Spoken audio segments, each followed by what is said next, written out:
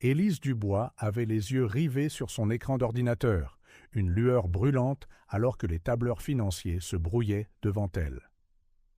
L'horloge numérique dans le coin inférieur indiquait 23h47, et elle essayait toujours désespérément de trouver une solution magique pour que les chiffres fonctionnent. Il devait y avoir une erreur dans ses calculs, il le fallait simplement. Mais après une 5e vérification, la dure réalité restait la même. Son salaire ne couvrait plus ses dépenses. Avec un lourd soupir, elle ferma l'ordinateur portable et s'enfonça dans la chaise près de sa petite table de salle à manger. L'appartement était silencieux, à l'exception du doux bourdonnement de l'humidificateur dans la chambre de Léo. Elle s'accorda un bref moment de faiblesse, laissant une larme solitaire rouler sur sa joue, avant de l'essuyer vivement du revers de la main. « Les mamans fortes ne pleurent pas », se murmura-t-elle, répétant le mantra auquel elle s'était accrochée ces 4 dernières années depuis qu'elle avait découvert sa grossesse. Elle s'était promis, à elle-même et au petit être qui grandissait en elle, qu'elle serait assez forte pour 2. Un bruit venant de la chambre de Léo la fit se lever instantanément. Elle traversa le couloir sur la pointe des pieds, poussant doucement la porte ornée d'autocollants de dinosaures souriants. Léo dormait paisiblement, ses cheveux châtain clair, si semblables aux siens, étalés sur l'oreiller. Son fils était l'incarnation de l'innocence, serrant contre lui son T-Rex en peluche préférée, ignorant béatement les soucis d'adultes qui pesaient sur eux. Élise ajusta la couverture autour de lui, laissant ses doigts effleurer doucement sa joue rose. Comment pourrait-elle expliquer à un enfant de 4 ans qu'il pourrait avoir à déménager dans un appartement plus petit ou qu'il ne pourrait plus se permettre les cours de natation qu'il aimait tant? Elle retourna dans le salon et ramassa la lettre froissée sur la table. Les mots de Madame Michaud, sa baby-sitter pendant 3 ans, piquaient encore comme si elle les lisait pour la première fois. « Chère Élise, je suis tellement désolé, mais je ne peux plus continuer. Vous avez été plus qu'une employeuse, vous avez été une amie. Mais avec les retards de paiement de ces derniers mois, je n'arrive plus à joindre les 2 bouts. J'espère que vous comprendrez. Je vous souhaite, à vous et au petit Léo, tout le meilleur. Sincèrement, Sylvie Leclerc. » Élise ne pouvait pas lui en vouloir. Sylvie avait été plus que patiente, acceptant des paiements partiels et des promesses de le mois prochain. Mais tout le monde a une limite, et elle avait clairement atteint la sienne. Le son strident du réveil tira Élise de ses sombres pensées le lendemain matin. 5h30. Elle devait se dépêcher si elle voulait déposer Léo à l'école maternelle avant l'heure de pointe. « Léo, mon trésor, c'est l'heure de se lever », appela-t-elle doucement en entrant dans la chambre de son fils. À sa grande surprise, il était déjà assis dans son lit, se frottant les yeux, endormi. « Maman, j'ai mal à la gorge », murmura-t-il, sa voix plus rauque que d'habitude. Le cœur d'Élise se serra alors qu'elle touchait son front. Il était chaud, très chaud. « Oh, mon amour !» chuchota-t-elle en le prenant dans ses bras. « Vérifions ta température. » Le thermomètre confirma ses soupçons. 38,5 degrés souhait. Pas assez élevé pour les urgences, mais certainement trop pour l'école. Élise s'assit sur le bord du lit, son esprit s'emballant pour trouver une solution. Sylvie n'était plus une option. Sa mère vivait à l'autre bout du pays. Ses économies couvraient à peine le loyer du mois prochain. Prendre un jour de congé signifiait non seulement perdre une journée de salaire, mais aussi risquer son poste dans l'entreprise pendant une période cruciale de fin de trimestre. Son téléphone vibra, son superviseur lui rappelant l'importante réunion de département de l'après-midi. Élise ferma les yeux, sentant le poids du monde sur ses épaules. « Maman ?» La voix de Léo la ramena au présent. « Tu es triste ?» Élise força un sourire, ébouriffant les cheveux de son fils. « Non, mon chéri, je réfléchis. Et si on passait une journée spéciale aujourd'hui ?» Les yeux de Léo s'illuminèrent, bien que fiévreux. « Spécial comment ? Et si tu venais voir où je travaille ?» Le visage de Léo s'éclaira un instant, puis fut rattrapé par une toux sèche. Élise le serra contre elle, dressant déjà mentalement la liste de ce dont elle aurait besoin pour que cela fonctionne. Une tablette chargée de jeux éducatifs, un médicament contre la fièvre, de l'eau, des collations silencieuses, quelques livres de coloriage. 1 heure plus tard, Élise conduisait à travers le quartier de la Défense, jetant des regards inquiets dans le rétroviseur à Léo, qui s'était assoupi sur la banquette arrière. Il était emmitouflé dans son sweat à capuche Avengers préféré, un sac à dos rempli d'activités à ses pieds. Elle se gara au sous-sol de l'imposante tour de verre et d'acier où elle travaillait depuis 5 ans. 5 ans à se construire une réputation de professionnelle compétente et dévouée. 5 ans à faire ses preuves dans un environnement majoritairement masculin. Et maintenant, elle était sur le point de tout risquer. « Léo, mon cœur, on est arrivé », appela-t-elle doucement en ouvrant la portière arrière. Il se réveilla, désorienté, les yeux lourds de fièvre et de fatigue. « Je suis fatigué, maman », marmonna-t-il alors qu'elle le sortait du siège auto. « Je sais, mon chéri, tu pourras te reposer davantage en haut, » promit-elle en le berçant dans ses bras. Son cœur battait la chamade alors qu'elle se dirigeait vers les ascenseurs, le sac à dos de Léo sur une épaule et sa mallette de travail sur l'autre. Le hall bourdonnait de cadres arrivant pour une autre journée de travail. Élise garda la tête haute, feignant de ne pas remarquer les regards curieux dirigés vers elle et l'enfant endormi dans ses bras. Elle appuya sur le bouton de l'ascenseur, priant silencieusement pour pouvoir atteindre son étage, sans croiser de coéquipier. Les portes de l'ascenseur s'ouvrirent et Élise hésita un instant. Elle était sur le point d'enfreindre toutes les règles tacites de la vie d'entreprise. Mais sentant la chaleur de la fièvre de Léo contre son cou, elle sut qu'elle n'avait pas le choix. C'était ça ou perdre tout ce pourquoi elle s'était battue. En dernier recours, se murmura-t-elle en entrant dans l'ascenseur. Alors que les portes se refermaient, Élise aperçut son reflet dans la paroi en miroir. Une femme de 32 ans, aux cheveux bruns, relevée en un chignon professionnel soigné, portant un blazer bleu marine qui contrastait fortement avec le petit garçon vulnérable dans ses bras. Cela semblait être l'incarnation du conflit entre la maternité et la carrière. L'ascenseur s'arrêta au 12e étage et Élise prit une profonde inspiration avant de sortir. Le service comptabilité était presque vide, l'un des avantages d'arriver tôt. Elle se déplaça rapidement vers son bureau, remerciant silencieusement les supérieurs de lui avoir accordé un espace privé après sa dernière promotion. Elle ferma doucement la porte derrière elle, laissant enfin ses épaules se détendre un peu. Son bureau n'était pas grand, mais il y avait assez de place pour improviser un coin confortable pour Léo. Elle le plaça délicatement sur le petit canapé qu'elle utilisait pour lire de longs rapports, le couvrant de la couverture qu'elle avait apportée de la maison. « Maman va travailler juste ici », expliqua-t-elle en montrant son bureau, à quelques pas seulement. « Si tu as besoin de quoi que ce soit, appelle-moi doucement, d'accord ?» Léo hocha la tête d'un air endormi, serrant déjà le T-Rex qu'elle avait sagement inclus. Élise l'embrassa sur le front, toujours chaud, mais moins que tout à l'heure, et alla à son bureau. Elle alluma son ordinateur et commença à organiser ses tâches pour la journée, déterminée à prouver qu'elle pouvait gérer cette situation impossible. Au fur et à mesure que la matinée avançait, le bureau s'anima. Élise pouvait entendre les voix de ses collègues à travers la porte, les bruits familiers d'une autre journée qui commençait. Léo dormit pendant près de 2 heures, ne se réveillant que lorsqu'elle le poussa doucement pour prendre plus de médicaments contre la fièvre. « Madame Dubois ?» appela une voix douce après un coup discret à la porte. C'était Chloé, l'une des jeunes analystes de son équipe. « Entrez !» répondit Élise, essayant de garder sa voix décontractée, même si son cœur s'emballait.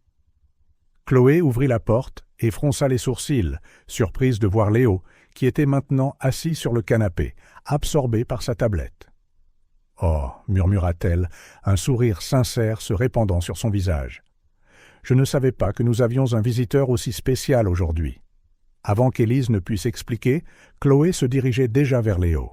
« Bonjour, petit bonhomme, comment tu t'appelles ?»« Léo » répondit-il timidement en levant les yeux de la tablette. « Tu travailles avec ma maman ?»« Bien sûr, et c'est la meilleure patronne que j'ai jamais eue, » dit Chloé en faisant un clin d'œil à Élise avant de se tourner à nouveau vers Léo. « C'est un jeu super que tu as là, c'est quoi ?» Alors que Léo expliquait avec enthousiasme son jeu éducatif sur les dinosaures, Élise ressentit une vague de gratitude pour son équipe. Chloé aurait facilement pu réagir différemment, aurait pu être mal à l'aise ou faire une remarque sur le caractère inapproprié de la situation. Au lieu de cela, elle était là, s'intéressant sincèrement à mettre Léo à l'aise. Tout au long de la matinée, d'autres collègues trouvèrent des excuses pour passer, chacun montrant non seulement de la compréhension, mais aussi des offres d'aide discrètes. Corinne, la secrétaire du département, apporta un paquet de biscuits de son tiroir. Michel, le comptable principal, mentionna nonchalamment qu'il avait des jeux pour enfants sur sa tablette si Léo voulait changer un peu. Vers midi, Élise commença à penser que peut-être, juste peut-être, elle survivrait à la journée. Léo se comportait étonnamment bien, alternant entre sieste, jeux calmes et dessin. Sa fièvre avait baissé, et il avait même réussi à manger une partie du déjeuner qu'elle avait apporté de la maison. « Maman ?» appela Léo alors qu'elle répondait à un email particulièrement complexe. « Oui, mon trésor ? Quand je serai grand, je veux travailler dans un endroit comme celui-ci, » déclara-t-il avec tout le sérieux que seul un enfant de 4 ans pouvait rassembler. Élise sentit ses yeux s'embuer. « Vraiment ? Pourquoi ça ? » ?»« Parce que tout le monde ici est aussi gentil que toi, » répondit-il simplement, reportant son attention sur son livre de coloriage. Ces mots innocents frappèrent Élise comme un coup de poing dans le ventre. Son fils la voyait comme un exemple, quelqu'un de gentil et qui faisait une différence. Et la voilà, se sentant comme une imposture, une professionnelle au bord de l'effondrement, une mère incapable d'assurer la stabilité de son enfant. Mais peut-être était-elle trop dure avec elle-même. En regardant autour d'elle, elle vit de petits gestes de solidarité de la part de son équipe. Elle vit son fils, qui, même malade, se comportait admirablement, fier d'être au travail avec elle. Elle vit les rapports sur son bureau, tous à jour, malgré les circonstances. Ce n'était pas parfait, loin de là. Mais peut-être qu'être forte ne signifiait pas avoir toutes les réponses, ou ne jamais avoir besoin d'aide. Peut-être qu'être forte signifiait continuer à avancer, même lorsque la route n'était pas idéale, et accepter l'aide lorsqu'elle était offerte. Élise se leva et se dirigea vers le canapé, s'asseyant à côté de Léo. Il se blottit immédiatement contre elle, son petit corps encore un peu chaud de la fièvre. « Tu sais quoi ?» dit-elle en l'embrassant sur le sommet de la tête. « Tu as raison, les gens ici sont très gentils. Et sais-tu une autre raison ? Pourquoi ? Parce qu'ils m'aident à être une meilleure maman. » Léo sourit, un sourire qui illumina tout son visage et fit pétiller ses yeux. « Tu es déjà la meilleure maman du monde entier. » Élise serra son fils plus fort, s'autorisant à croire, ne serait-ce qu'un instant, que peut-être, juste peut-être, il avait raison. Le reste de l'après-midi passa dans un tourbillon de rapports, d'appels téléphoniques discrets et de moments volés pour vérifier la température de Léo. À 17 heures, Élise commença à ranger, épuisée mais reconnaissante d'avoir survécu à cette journée impossible. « Prêt à rentrer à la maison, champion ?» demanda-t-elle en aidant Léo à remettre ses jouets dans son sac à dos. Il hocha la tête en bâillant. « On pourra revenir un autre jour ?» Élise gloussa doucement en le prenant dans ses bras. « Espérons que nous n'aurons pas à le faire, mon chéri, mais c'était une journée spéciale, n'est-ce pas ?» Alors qu'elle se dirigeait vers l'ascenseur, Léo s'assoupissant déjà dans ses bras, Élise réfléchit à la façon dont une journée qui avait commencé comme son dernier recours s'était transformée en un souvenir qu'elle chérirait. Malgré tous les soucis, il restait de nombreux défis à relever. Trouver une nouvelle baby-sitter, régler ses problèmes financiers, maintenir sa carrière sur la bonne voie. Mais aujourd'hui, elle avait appris quelque chose d'important. Parfois, lorsque nous pensons être à notre limite, la vie nous surprend en nous montrant que nous ne sommes pas seuls. Élise fixait l'écran de son ordinateur avec un mélange de concentration et d'inquiétude. L'email qu'elle venait de recevoir lui nouait l'estomac.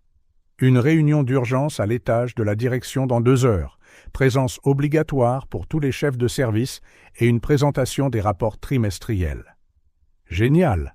marmonna-t-elle en jetant un regard de côté à Léo, qui jouait tranquillement dans le petit coin qu'elle avait improvisé dans un angle de son bureau.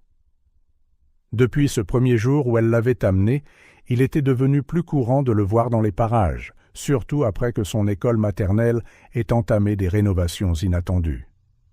La plupart des employés s'étaient habitués à voir Léo de temps en temps, et lui, de son côté, avait appris à se comporter admirablement dans l'environnement de l'entreprise. Mais une réunion à l'étage de la direction, c'était différent, complètement différent. « Léo, mon trésor », appela-t-elle en essayant de garder sa voix calme. « Maman va à une réunion très importante bientôt. » Le garçon leva les yeux de ses blocs de construction. « Je peux venir ?»« Pas cette fois, mon cœur. » Élise se mordit la lèvre, réfléchissant vite. « Et si tu restais ici, dans le bureau de maman ? Je te laisserai tes jeux préférés sur la tablette, des collations, et Chloé passera te voir de temps en temps. » Léo fit la moue. « Mais tu as dit que j'étais ton assistant spécial. » Ce commentaire innocent fit sourire Élise, malgré son anxiété. Au cours des dernières semaines, pour que Léo se tienne bien au travail, elle avait créé tout un monde imaginaire où il était son assistant de direction junior, chargé de missions importantes comme organiser les crayons par couleur et s'assurer qu'aucune agrafeuse ne se sente triste et seule. « Et tu es mon assistant le plus important », l'assura-t-elle en s'agenouillant pour qu'il soit à hauteur des yeux. « C'est pourquoi j'ai besoin que tu t'occupes de notre bureau pendant mon absence. C'est une mission top secrète et très spéciale. » Les yeux de Léo pétillèrent à la perspective d'une nouvelle mission. « Quelle est la mission, maman ? Tu dois t'assurer qu'aucun méchant ne vienne voler nos documents super importants, » expliqua-t-elle en essayant de transformer la nécessité en jeu. « Et tu dois aussi nourrir nos amis invisibles avec ces biscuits. » Elle sortit un paquet de biscuits au chocolat, la réserve d'urgence qu'elle gardait pour des moments comme celui-ci. Les yeux de Léo s'écarquillèrent. « Ce sont les biscuits de spéciaux ?»« Exactement, seulement pour les meilleurs assistants. » Élise lui ébouriffa affectueusement les cheveux. « Alors, tu acceptes la mission ?» Léo hocha la tête solennellement, lui faisant un salut maladroit qui fit fondre le cœur d'Élise. Elle le serra fort dans ses bras, inhalant le doux parfum de shampoing pour enfant dans ses cheveux. « Maman t'aime tellement, tu sais ça ? Je t'aime aussi, maman, vers l'infini et au-delà. » Élise rit à la référence à Buzz l'éclair, le héros préféré de Léo en ce moment. Elle se leva et retourna à son bureau, ayant besoin de finaliser les rapports avant la réunion. Les 2 heures suivantes furent un exercice de jonglage entre la préparation de la présentation et le divertissement de Léo. Chloé, sa fidèle analyste junior, passa l'aider dès qu'elle entendit parler de la situation. « Ne vous inquiétez pas, Madame Dubois, » chuchota-t-elle alors qu'Élise organisait ses notes. « Je garderai un œil sur lui. »« Chloé, vous êtes un ange, » dit Élise avec soulagement. « Envoyez-moi un message s'il se passe quoi que ce soit. » Avec un dernier regard à Léo, absorbé par un jeu éducatif sur tablette, Élise attrapa sa mallette et quitta le bureau. Le trajet en ascenseur jusqu'à l'étage de la direction semblait particulièrement lent ce jour-là, donnant à son esprit le temps de tourner en rond à travers toutes sortes de catastrophes potentielles. La salle de conférence principale au dernier étage était intimidante en soi, ses murs de verre offrant une vue panoramique sur Paris et une énorme table ovale en acajou dominant l'espace. Élise prit sa place parmi les autres directeurs, échangeant des sourires tendus. Tout le monde savait que les réunions d'urgence apportaient rarement de bonnes nouvelles. Le PDG, Antoine Moreau, entra dans la pièce avec sa présence imposante habituelle. Grand, impeccablement vêtu d'un costume italien, ses yeux verts perçants avaient une façon de sembler lire dans les pensées de chacun. Élise essayait toujours d'éviter un contact visuel direct. Il y avait quelque chose en lui qui la mettait inexplicablement mal à l'aise. « Mesdames et messieurs, » commença-t-il, sa voix profonde remplissant la pièce, « nous sommes ici pour discuter d'importantes divergences trouvées dans nos récents rapports financiers. » Le cœur d'Élise s'accéléra. Son équipe avait travaillé jour et nuit sur ces rapports et elle était absolument sûre qu'ils étaient exacts, à moins que... Son fil de pensée fut interrompu par un mouvement à la porte vitrée. Son sang se glaça. Là, vêtu de sa salopette Iron Man et d'un sourire espiègle, se tenait Léo. Avant qu'elle ne puisse réagir, avant même qu'elle ne puisse cligner des yeux, son fils était déjà à l'intérieur de la pièce. Les cadres, concentrés sur la présentation d'Antoine, n'avaient même pas remarqué la petite silhouette qui approchait. Comme vous pouvez le voir sur ce graphique, continua Antoine en montrant une projection sur le mur, nos chiffres du dernier trimestre. Papa. Le mot résonna dans la pièce comme une bombe. Léo se tenait à mi-chemin entre la porte et la table, les yeux grands ouverts, fixés sur Antoine, un immense sourire sur le visage. Le temps sembla se figer. Antoine s'arrêta en pleine phrase, son visage un masque de confusion. Les cadres regardèrent de Léo à lui, puis à Élise, qui était assise, paralysée sur sa chaise. C'est alors que cela se produisit. Antoine regarda Léo, puis Élise, et elle vit le moment exact où la reconnaissance se fit jour dans ses yeux. Cette conférence à Lyon, il y a 5 ans, le bar de l'hôtel, la nuit qu'elle ne pourrait jamais tout à fait oublier. Toute couleur quitta le visage d'Antoine. « Je savais que c'était toi », continua Léo, inconscient du chaos qu'il avait provoqué. « Je t'ai vu l'autre jour dans le couloir. Tu ressembles exactement aux photos que maman garde sur son. »« Léo !» Élise retrouva enfin sa voix, se levant si brusquement que sa chaise faillit basculer. « Mon chéri, tu ne devrais pas être ici. » Le silence dans la pièce était assourdissant. Élise pouvait sentir les yeux de tout le monde sur elle, certains choqués, d'autres curieux, certains cachant à peine leur amusement. Mais le seul regard qui comptait était celui d'Antoine Moreau, et il la transperçait comme des poignards de glace. Mesdames et messieurs, la voix d'Antoine était contrôlée, mais Élise pouvait sentir la fureur en dessous. Faisons une pause de 15 minutes. Personne n'osa argumenter. Les cadres commencèrent à se lever et à quitter la pièce, certains jetant des regards compatissants à Élise, d'autres essayant clairement de cacher leur sourire narquois. « Madame Dubois, dit Antoine une fois qu'ils furent presque seuls, « mon bureau maintenant ?» Élise hocha la tête mécaniquement, prenant Léo dans ses bras. Son fils, sentant la tension soudaine, avait perdu tout son enthousiasme initial. « Maman, j'ai fait une bêtise ?» Le ton inquiet de sa voix faillit lui briser le cœur. « Non, mon bébé, tu t'es juste un peu trop excité. Allons retrouver Chloé, d'accord ?» Comme si elle était invoquée, Chloé apparut à la porte, à bout de souffle. « Madame Dubois, je suis tellement désolé. Il a dit qu'il allait aux toilettes, et... »« Ce n'est rien, Chloé, » coupa Élise, essayant de garder sa voix stable. « Pourriez-vous ramener Léo à mon bureau et rester avec lui jusqu'à ce que je revienne, s'il vous plaît ?» Alors que Chloé emmenait un Léo confus, Élise prit une profonde inspiration et se dirigea vers le bureau d'Antoine Moreau. Chaque pas semblait la rapprocher du bord d'une falaise. Le bureau d'angle du PDG occupait l'espace le plus prestigieux de l'étage, avec des fenêtres du sol au plafond offrant une vue imprenable sur la ville. Mais Élise le remarqua à peine. Antoine se tenait près de la fenêtre, les mains jointes derrière le dos, les épaules tendues comme un arc bandé. « Fermez la porte » ordonna-t-il sans se retourner. Élise obéit, son cœur martelant dans sa poitrine. Pendant quelques instants, le bruit lointain de la circulation fut le seul bruit dans la pièce. « À quel jeu jouez-vous » se retourna enfin Antoine, ses yeux verts flamboyants de colère. « Ce n'est pas un jeu » répondit Élise, gardant sa voix ferme malgré le tremblement dans ses mains. « Non ?» Il eut un rire dur. « Alors vous voulez que je croie que c'est une pure coïncidence que vous ayez décroché un emploi dans mon entreprise, amené votre enfant au travail et... » « Je ne savais pas, » l'interrompit Élise, sa propre colère montant. « Je travaille ici depuis 5 ans, bien avant que vous ne deveniez PDG.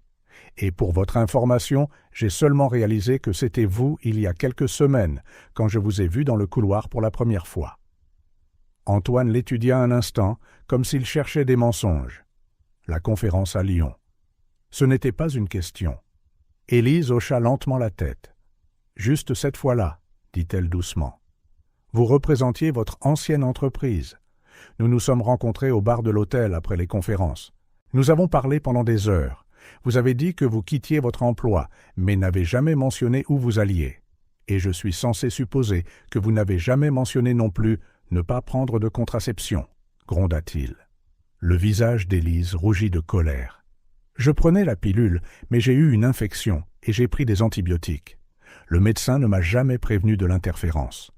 Le temps que je découvre que j'étais enceinte, vous étiez parti. Je n'avais pas de nom de famille, pas de contact, rien de plus qu'un prénom et une poignée de souvenirs. » Antoine passa une main dans ses cheveux, parfaitement coiffés, les décoiffant légèrement. « C'est absurde, complètement absurde. Comment puis-je être sûr que cet enfant est vraiment... » « Faites un test, » coupa Élise, sa voix aussi tranchante que l'acier. « Faites tous les tests que vous voulez, je n'ai rien à cacher. » Il la fixa un long moment avant de se laisser tomber lourdement dans son fauteuil en cuir. « Bien, nous ferons un test ADN. Et d'ici là, je suggère que nous gardions cela absolument secret. Je peux arranger un accord de confidentialité et bien sûr une compensation financière appropriée pour votre désagrément. » Élise eut l'impression qu'il l'avait giflée. « Désagrément ?» répéta-t-elle, incrédule. « C'est comme ça que vous voyez votre propre enfant ? Comme un désagrément ? Nous ne savons pas s'il est mon enfant, » rétorqua froidement Antoine. « Regardez-le » explosa Élise. « Regardez dans ses yeux, ils sont exactement comme les vôtres, le même vert, la même forme, il a même votre sourire. Les coïncidences arrivent, dit-il, bien que le doute vacillât dans sa voix. De toute façon, mon assistante vous contactera pour programmer le test. Quant à l'arrangement financier, je ne veux pas de votre argent, claqua Élise en redressant les épaules. Je n'en ai jamais voulu. J'ai passé 4 ans à élever mon fils seul, à construire ma carrière sur mes propres mérites. Je ne vais pas me vendre maintenant. Elle se tourna vers la porte, puis s'arrêta, la main sur la poignée. Vous savez ce qui est ironique ? Léo me pose des questions sur vous ces derniers mois, non pas parce que j'ai dit quoi que ce soit, mais parce qu'il a remarqué à quel point vous vous ressemblez. Quand il vous a vu, il était si heureux aujourd'hui, si plein d'espoir. Elle secoua la tête tristement. Quel genre d'homme voit de l'espoir dans les yeux d'un enfant et répond avec des avocats et des accords de confidentialité ? Sans attendre de réponse, Élise ouvrit la porte et sortit, gardant sa posture droite, même si elle avait l'impression de s'effondrer à l'intérieur. Ce n'est qu'une fois seule dans l'ascenseur qu'elle laissa couler les premières larmes. Ce n'étaient pas des larmes de tristesse ou de regret, c'étaient des larmes de colère contre elle-même pour avoir laissé cette situation se produire, de colère contre Antoine pour sa froideur calculée, et par-dessus tout, de colère pour le regard blessé qu'elle savait qu'elle verrait dans les yeux de son fils à son retour. L'ascenseur s'arrêta à son étage, et Élise prit une profonde inspiration, s'essuyant le visage. Elle devait être forte maintenant. Forte pour Léo, qui n'avait pas demandé à être pris dans ce pétrin. Forte pour elle-même, parce que c'était tout ce qu'elle savait faire depuis si longtemps. Quand elle entra dans son bureau, elle trouva Léo endormi sur le petit canapé, Chloé assise près de lui, griffonnant des notes dans un dossier. Il était vraiment contrarié, chuchota Chloé, inquiète. Il pensait avoir fait une bêtise. Il s'est endormi après que je lui ai lu quelques histoires. Le cœur d'Élise se serra. Merci Chloé pour tout. La jeune analyste sourit gentiment. C'est un enfant incroyable, Madame Dubois. Quoi qu'il se passe, ça ira. Après le départ de Chloé, Élise s'assit à côté de son fils endormi, regardant son visage paisible. Même endormi, la ressemblance avec Antoine était indéniable. Comment pouvait-il ne pas le voir ? Ou peut-être le voyait-il, et cela l'effrayait encore plus. « Je suis tellement désolée, mon amour », chuchota-t-elle en caressant les cheveux de Léo. L'enveloppe blanche semblait peser 1 tonne dans les mains d'Élise. Le logo du laboratoire, dans le coin supérieur, lui criait pratiquement dessus, lui rappelant qu'à l'intérieur de ces pages se trouvait la confirmation de ce qu'elle savait depuis 4 ans. Ses mains tremblaient légèrement alors qu'elle l'ouvrait. Positif, probabilité de paternité de 99,99%. Même si elle le savait déjà, voir les chiffres écrits noir sur blanc lui noua l'estomac. Son téléphone de bureau sonna, la faisant sursauter.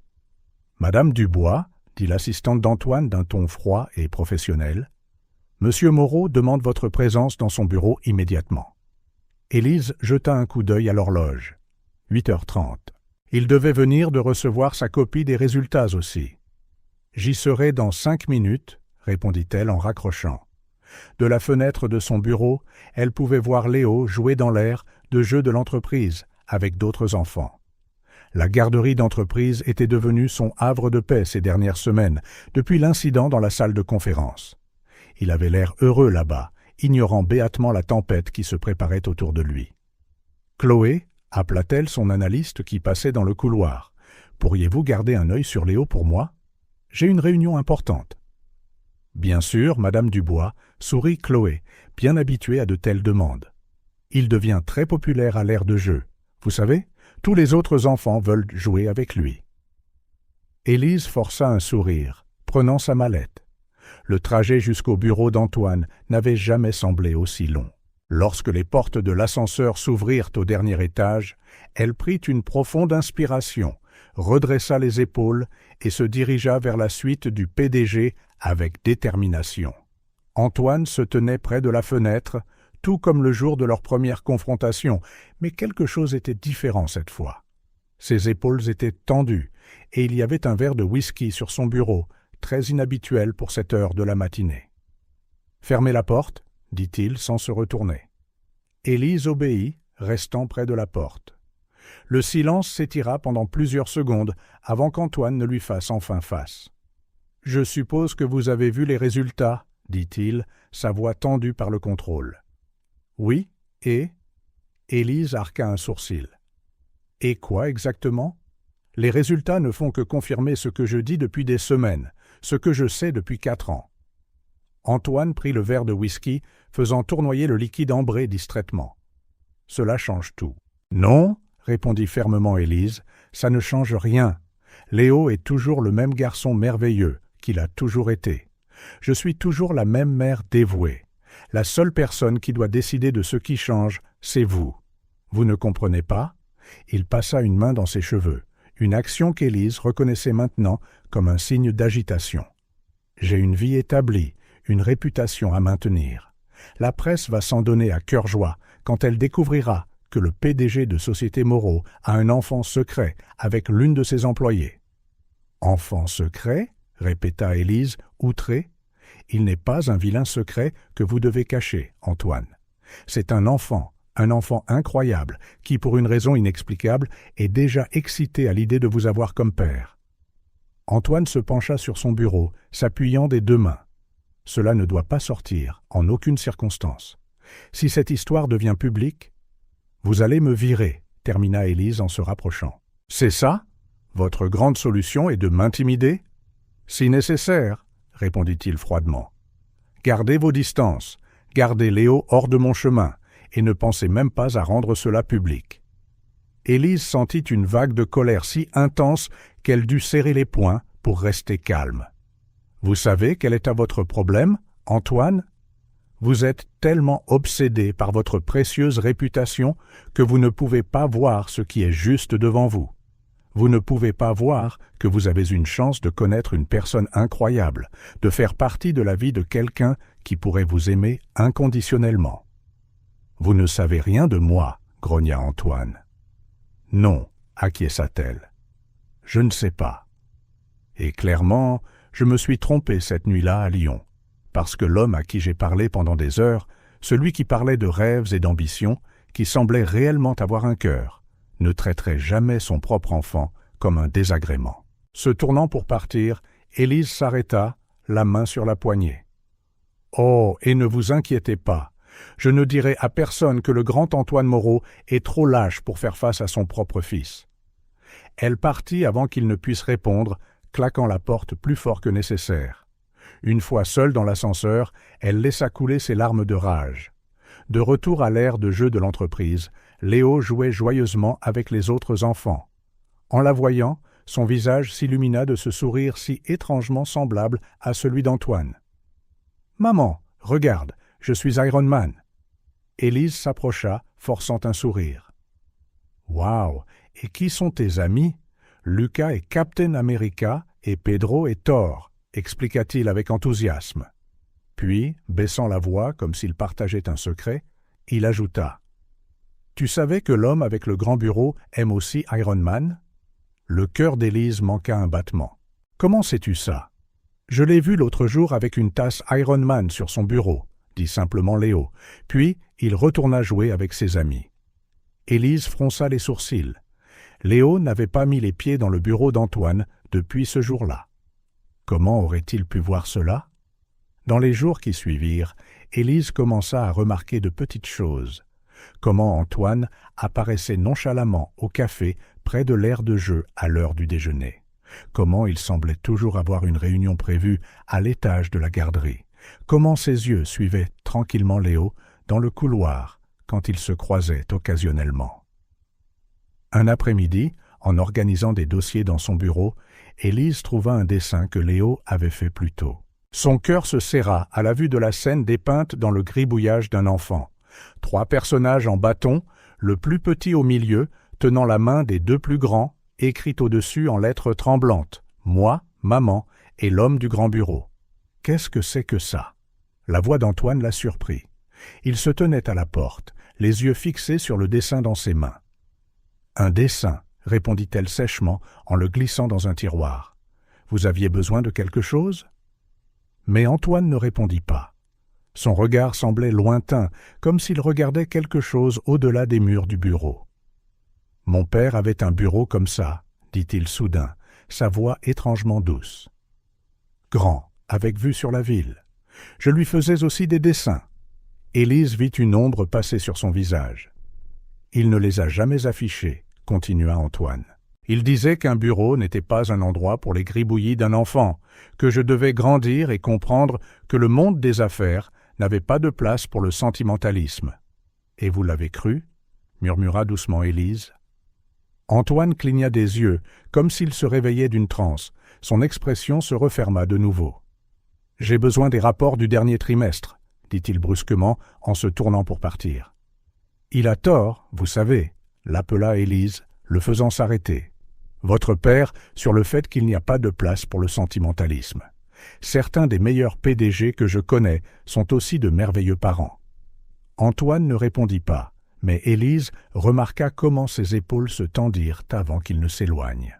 La semaine suivante, Élise supervisait Léo à l'aire de jeu de l'entreprise, pendant sa pause déjeuner, quand elle remarqua un mouvement à la fenêtre d'Antoine. Il était là-haut, observant la scène en bas, avec une expression qu'elle ne pouvait pas tout à fait déchiffrer. Bien sûr, Léo le repéra aussi. « Regarde, maman, c'est l'homme qui me ressemble. » Le cœur d'Élise se tordit quand elle vit Antoine se retirer rapidement de la fenêtre, comme s'il était pris en flagrant délit. Plus tard dans la journée, elle passa devant son bureau et le trouva assis, regardant une vieille photo. Elle montrait un homme sévère en costume parfait, tenant la main d'un petit garçon. Un garçon avec les mêmes yeux verts que partageait maintenant Léo. « Vous n'êtes pas obligé d'être comme lui, » dit doucement Élise depuis le seuil. Antoine leva les yeux, surpris. Pendant un instant, il sembla vulnérable, presque perdu. Puis, comme un rideau qui se tire, son visage se durcit. « Je n'ai pas autorisé votre entrée, Madame Dubois. » Élise soupira. « Non, vous ne l'avez pas fait. Mais vous savez ce que Léo m'a dit aujourd'hui?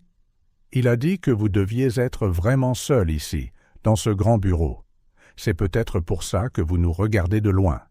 Je ne... » « S'il vous plaît. » Élise leva la main. « N'insultez pas mon intelligence en prétendant que vous n'avez pas regardé. La question est, combien de temps encore allez-vous vous contenter d'être un simple observateur dans la vie de votre propre fils ?» Antoine se leva brusquement de sa chaise. « Je crois que j'ai déjà clarifié ma position sur ce sujet. »« Oui, vous l'avez fait, » dit tristement Élise. « Et vous savez ce qui est encore plus triste ? Pendant que vous êtes ici à répéter les erreurs de votre père, il y a un petit garçon en bas qui croit encore que vous pouvez être différent, que vous pouvez être meilleur. » Elle se tourna pour partir. « Une dernière chose, Léo a un récital à la garderie la semaine prochaine, jeudi à 15h. Il jouera Iron Man dans une petite pièce de super-héros. Je sais que vous ne viendrez probablement pas, mais je pensais que vous devriez savoir. » Élise laissa Antoine seul avec ses pensées et la vieille photo dans sa main.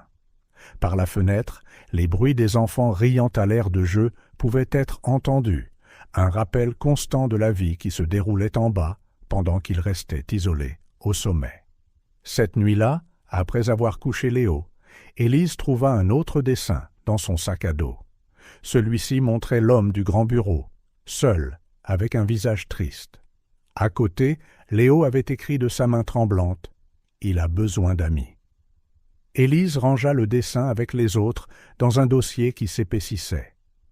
Un jour, pensa-t-elle, peut-être qu'Antoine serait prêt à les voir, prêt à comprendre qu'être parent ne signifiait pas répéter les erreurs du passé, que parfois, l'acte le plus courageux de tous est de se laisser aimer par un enfant.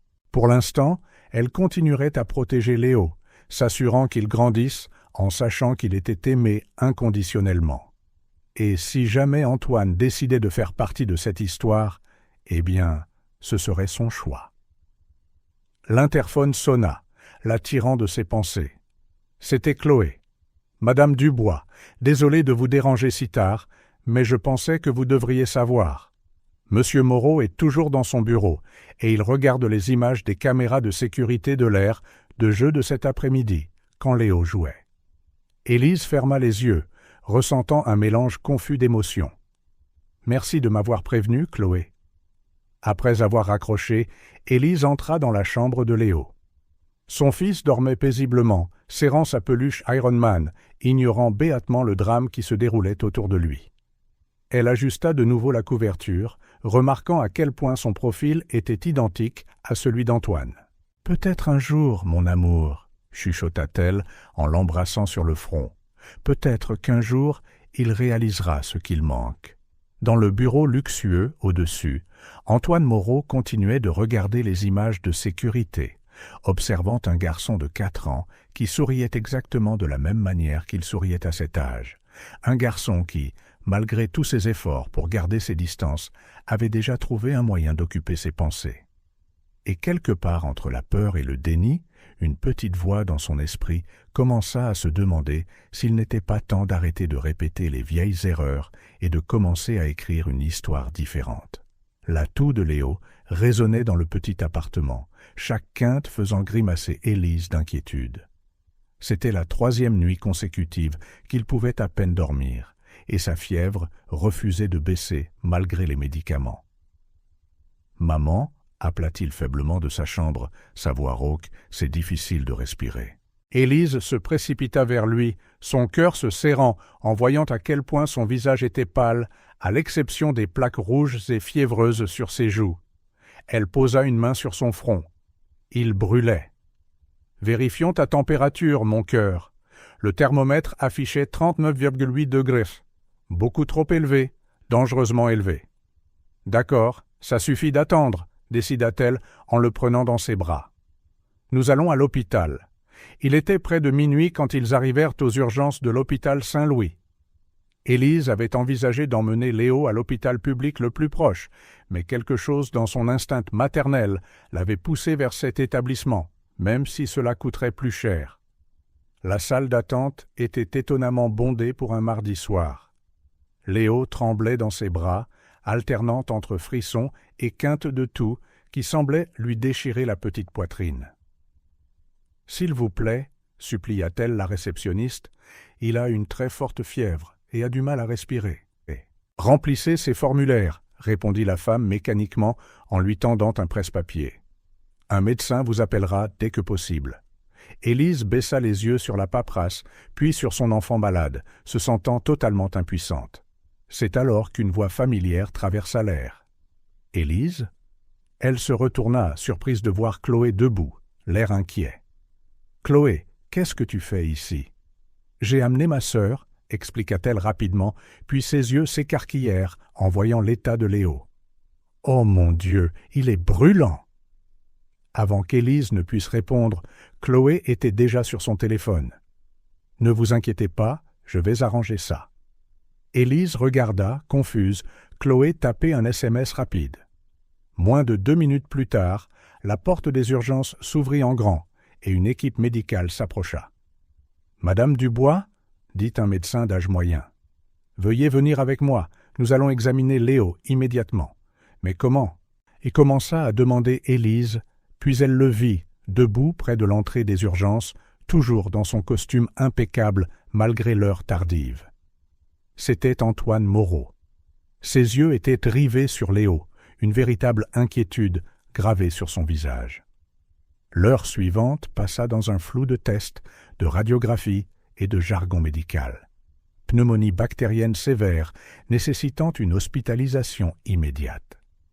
Élise ne pouvait qu'acquiescer en serrant la petite main chaude de Léo, absorbant toutes les informations. « Ne vous inquiétez pas pour la paperasse ou les coûts, » assura le médecin. « Tout est pris en charge. Nous allons le transférer dans une chambre privée en pédiatrie tout de suite. » Élise savait exactement qui avait pris tout en charge, mais à ce moment-là, la gratitude l'emportait sur toute fierté ou ressentiment persistant. Tout ce qui comptait, c'était que Léo reçoive les meilleurs soins possibles. Il était plus de 3 heures du matin quand Léo s'endormit enfin, respirant un peu plus facilement grâce aux médicaments et à l'oxygène d'appoint. Élise était assise à son chevet, lui tenant la main, quand elle sentit une présence à la porte. Antoine se tenait là, les mains dans les poches, l'air étrangement vulnérable dans son costume froissé. « Comment va-t-il » demanda-t-il doucement, faisant un pas hésitant à l'intérieur de la chambre. « Mieux » répondit Élise, surprise qu'il soit encore là. La fièvre a un peu baissé. Ils disent que les antibiotiques devraient commencer à faire effet dans les prochaines 24 heures. Antoine hocha la tête, se rapprochant du lit. Ses yeux observèrent le visage endormi de Léo, remarquant les similitudes qu'il s'était tant efforcé de nier. « A-t-il de l'asthme » demanda-t-il soudainement. Élise fronça les sourcils. « Non, pourquoi ?»« J'en avais, » dit Antoine d'un air distant. « J'ai eu une pneumonie 2 fois dans mon enfance. La 2e fois a été compliquée. » Quelque chose dans sa voix fit qu'Élise le regarda plus attentivement. « Vos parents ont dû être si inquiets. » Un sourire amer se dessina sur les lèvres d'Antoine. Mon père était au milieu d'une fusion importante. Il a envoyé sa secrétaire prendre de mes nouvelles quelquefois. Ma mère, eh bien, elle a essayé, mais il n'approuvait pas les démonstrations excessives d'émotion. Le cœur d'Élise se serra à l'image d'un jeune Antoine, seul dans une chambre d'hôpital. « Léo a de la chance de vous avoir, » continua-t-il, la surprenant. « Vous êtes une bonne maman, Élise. » C'était la première fois qu'il utilisait son prénom depuis leur confrontation initiale. Quelque chose dans l'atmosphère de la chambre d'hôpital avait changé, comme si les murs habituels entre eux s'étaient temporairement effondrés. « Merci, » répondit-elle doucement. « Et merci pour tout ça.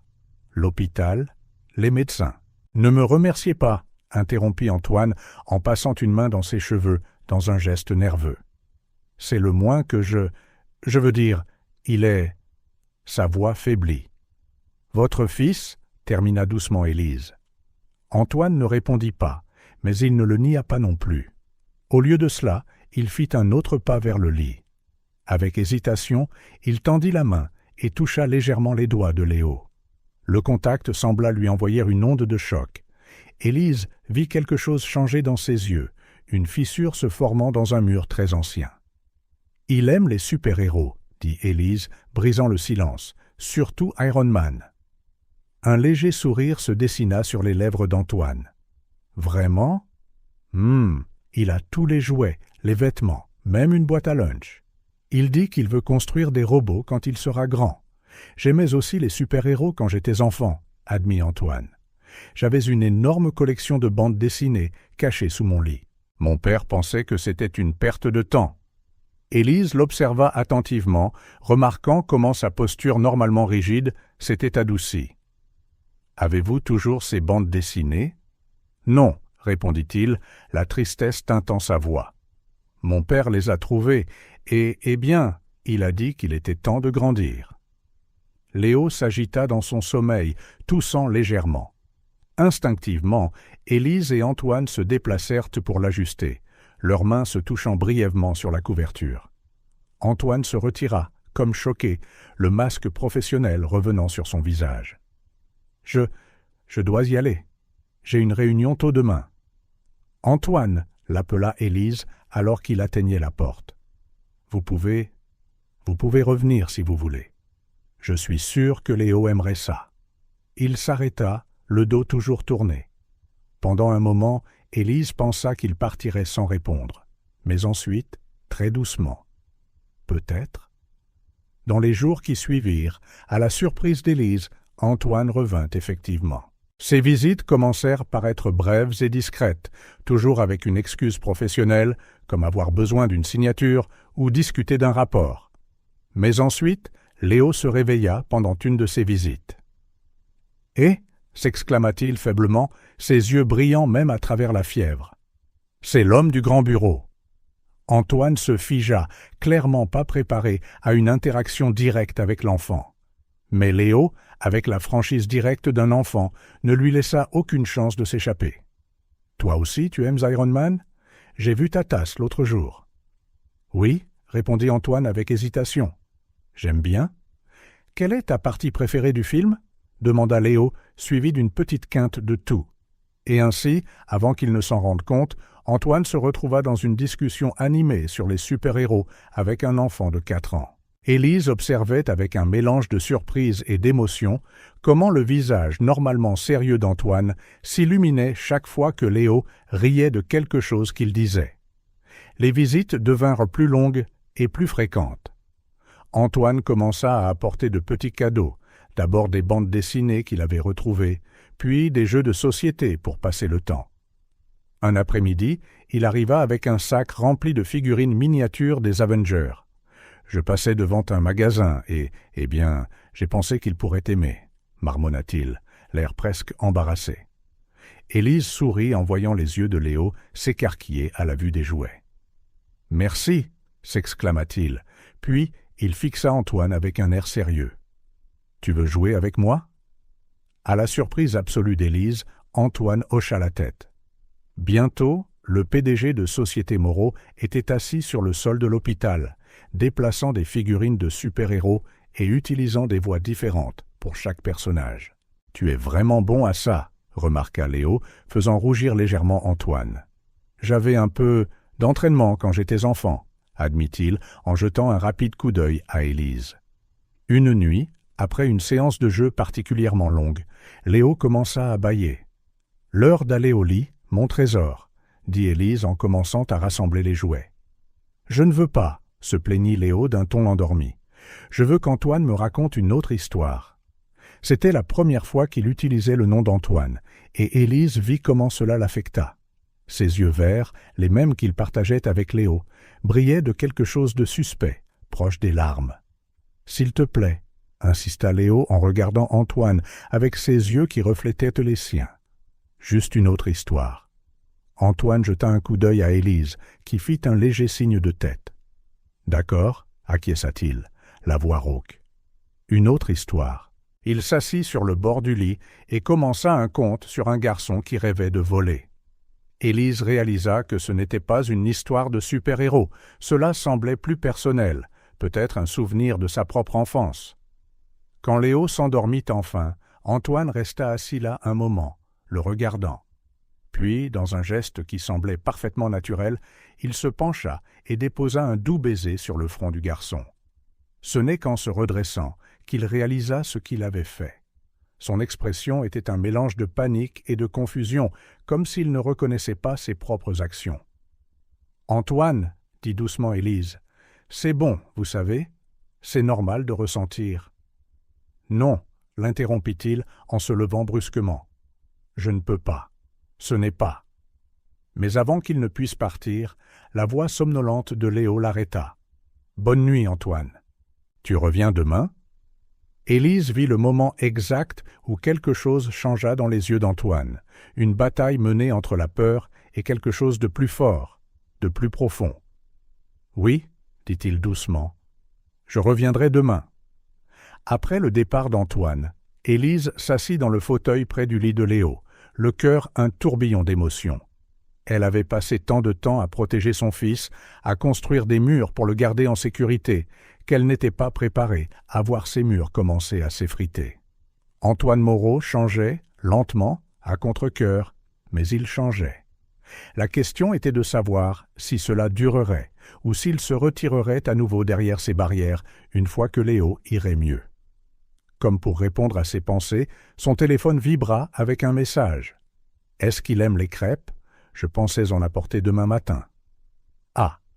Élise sourit en tapant sa réponse. Il les adore, surtout avec du sirop au chocolat. Sa réponse arriva presque immédiatement. Compris. En regardant son enfant endormi, Élise s'autorisa une lueur d'espoir. Peut-être que parfois, une tempête est nécessaire pour abattre de vieux murs et construire quelque chose de nouveau, quelque chose de mieux. Et si cette tempête était venue sous la forme d'une pneumonie et de nuits à l'hôpital? Eh bien, c'était peut-être le prix à payer pour voir un père et un fils commencer enfin à construire un pont pour combler le fossé entre eux. Antoine Moreau fixait l'écran de son ordinateur portable sans vraiment le voir. Son esprit était à des kilomètres, rejoint la scène du matin.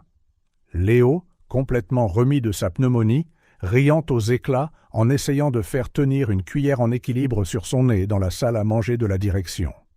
L'écho de ce petit rire résonnait encore dans les oreilles d'Antoine, remuant des sentiments qu'il ne savait pas trop comment gérer. « Monsieur Moreau » appela son assistante pour la 3e fois, attirant enfin son attention. « Votre prochaine réunion commence dans 5 minutes. »« Annulé » répondit-il automatiquement, puis il fronça les sourcils.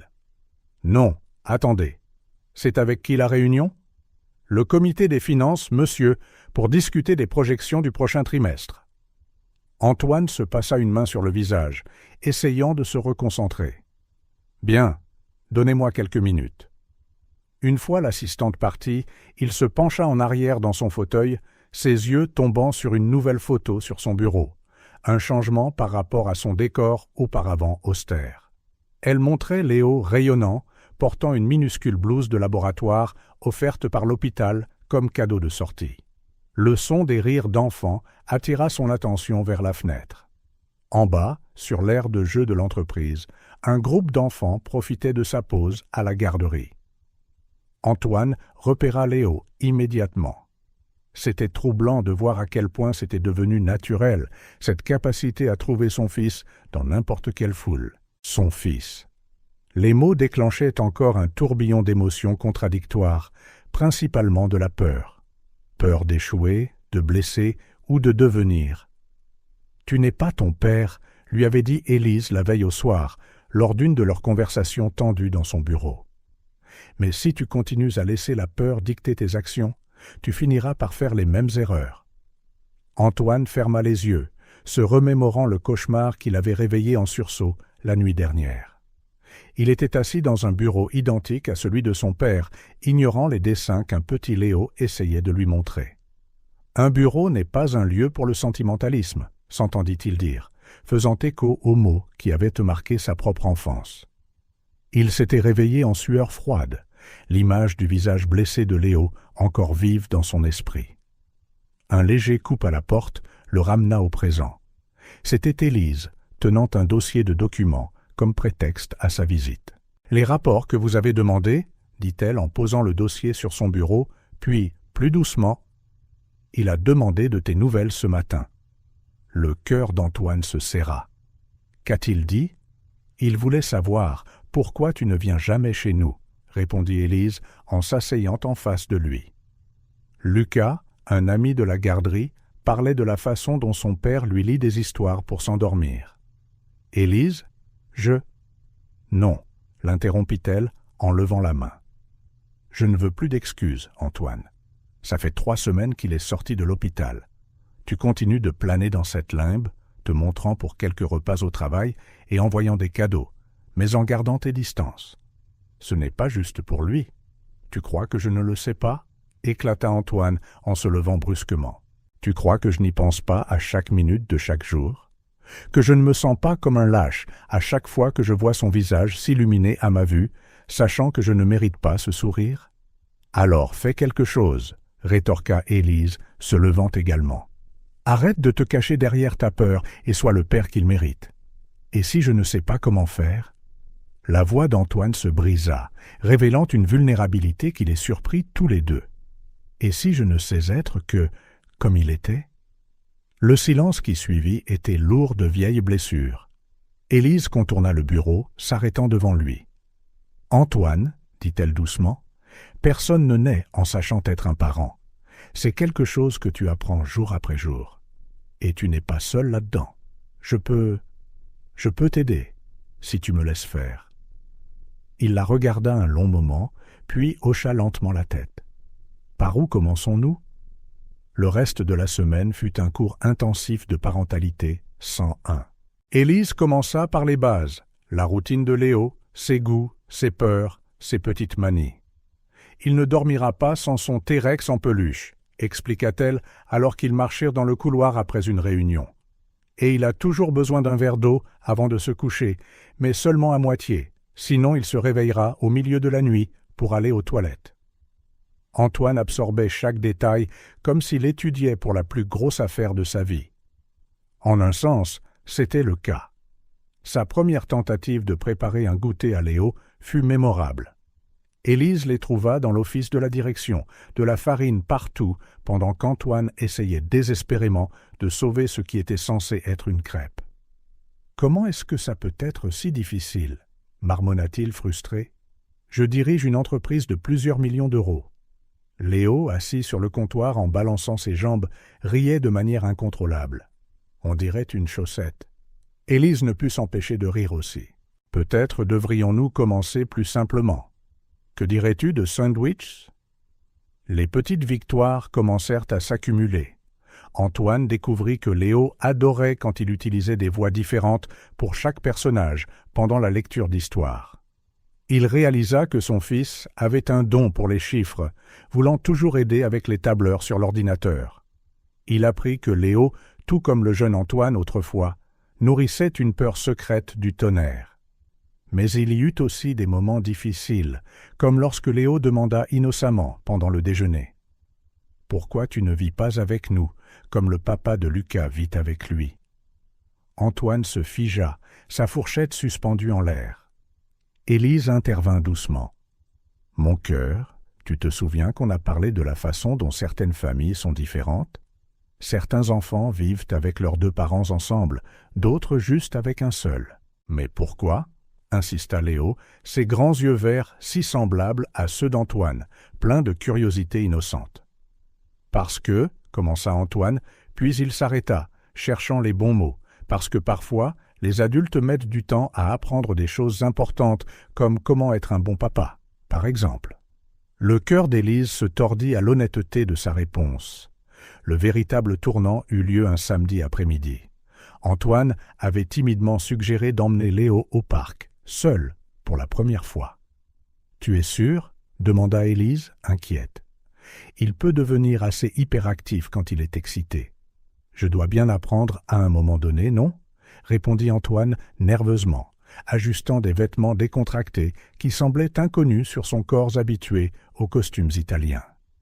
Élise observait de loin, cachée derrière un arbre, tandis que père et fils exploraient le jardin du Luxembourg. Elle vit Antoine, d'abord raide et maladroit, se détendre lentement alors qu'il se joignait au jeu de Léo.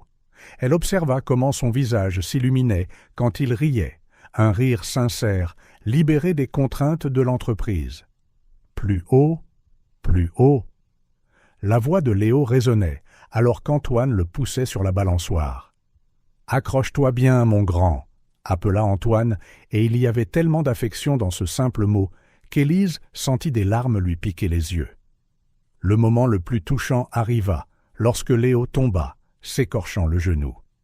Élise dut lutter contre l'envie de courir vers lui, mais elle fut alors témoin de quelque chose qui l'arrêta net. Antoine s'agenouilla devant Léo, essuyant ses larmes avec une douceur surprenante et lui chuchotant quelque chose qui fit rire Léo à travers ses larmes. Plus tard, alors qu'il retournait à la voiture, Léo était profondément endormi dans les bras d'Antoine, complètement épuisé, mais avec un sourire content sur le visage. « Il s'est bien amusé », commenta Élise, alors qu'Antoine installait soigneusement Léo dans son réhausseur. « Moi aussi », admit doucement Antoine, ses yeux sur le visage endormi de son fils. « Je n'aurais jamais pensé que ça pourrait ressembler à ça. »« À quoi ?»« Si naturel », répondit-il en fermant doucement la portière. « Mon père a toujours dit que montrer de l'affection rendait les hommes faibles. que nous avions besoin de distance émotionnelle pour être respectés. Mais aujourd'hui, il s'interrompit, cherchant ses mots. Aujourd'hui, je me suis senti plus fort que jamais. Élise sentit une lueur chaleureuse dans sa poitrine. C'est parce que tu es enfin fidèle à toi-même, Antoine. Tu te laisses être qui tu es vraiment, pas qui ton père voulait que tu sois. Il la fixa un long moment, puis dit quelque chose qui l'a pris complètement au dépourvu. Merci, Élise. Pas seulement pour aujourd'hui, mais pour ne pas avoir abandonné, pour lui avoir donné la chance d'avoir un père, même quand je ne le méritais pas. Il t'aime, tu sais, répondit doucement Élise, inconditionnellement, comme seuls les enfants peuvent le faire. Antoine déglutit difficilement, regardant une fois de plus Léo à travers la vitre de la voiture. Je pense que je commence enfin à comprendre pourquoi.